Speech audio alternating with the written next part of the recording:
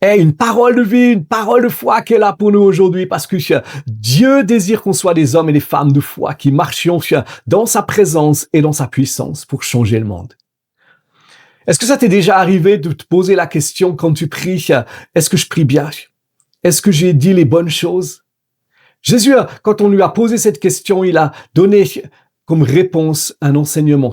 Il a donné cette prière qu'on appelle le Notre Père, qui est pas une prière qu'on fait comme une récitation, mais qui est une prière qui est comme un chemin dans lequel on s'engage avec différentes étapes. La première étape, c'est de se dire, mais Notre Père qui est aux cieux. Et là, on s'arrête et on commence à développer cette phrase. On reconnaît qu'il est notre Père. On reconnaît que Jésus est mort et ressuscité pour nous, qui nous a ressuscité avec lui, qui nous a fait asseoir avec lui dans les lieux célestes. Et on le célèbre pour ça et on peut continuer encore pendant des minutes et des minutes.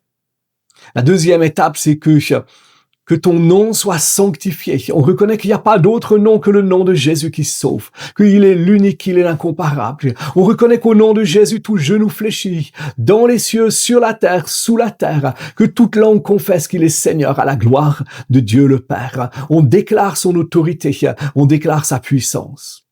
L'étape suivante, c'est de se dire, mais que ta volonté soit faite sur la terre comme au ciel, que ton règne vienne.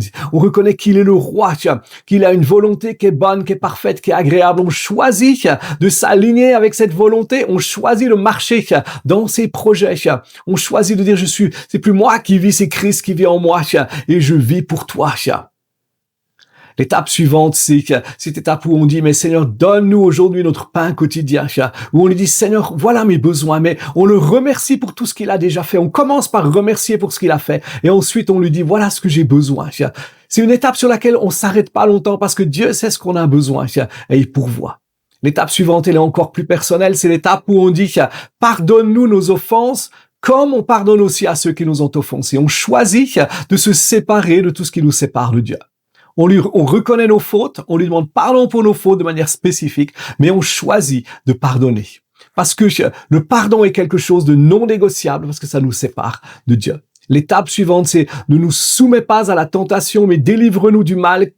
Qu'est-ce que ça veut dire? Ça veut dire qu'à ce moment-là, on reconnaît qu'il y a un combat, qu'il y a une lutte, il a remporté la victoire. On revêt toutes les armes qu'il nous donne.